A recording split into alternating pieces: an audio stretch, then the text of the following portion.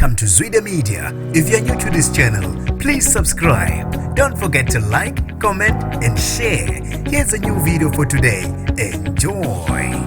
Ukala ezimathonzo wesilisa ongathandanga ukudalula igama nesibongo kanye nendawo kuyo uthi oshaywe isikebhe walimala ngesikhulu ihluku. Ngibingelele ngiphinde nginamukele kuphina kuphi landbula khona le video. Mangoqala sijona leli khasi wamwelekela igama lami ngosibonga konke wakantwana mothanda ungangiveza intatheli eka YouTube. Ukala ngokuxetulwa kabuhlungu isikebhe umlisa ongathandanga ukudalulwa igama nesibongo kanye nendawo akuyo. Ukala ngokuthi ushaywe isikebhe ngendlela ebuhlungu uthi uzowalimala ngisho isitho sakhe sangasese uthi kuyimanje usesibhedlela uyozama ukulashwa ukuze akwazi ukululama kulezi hlungu abhekane nazo. Uphinde wabalona ukuthi khona manjalo khona nophila ngokukhubazeka endaweni yasothukela naye kwenzeka isifanayo emva kokuxetshulwa kabuhlungu isikebhe. Kuyimanje uchama igazi abantu babe nokuphawula okwahlukahlukene einkundleni zokuxhumana ngaso lesigigaba bebona izithombe ezishaqisayo zakhe lomlisa. Phakathi ngobuthi hayi khona sasebenza impela salana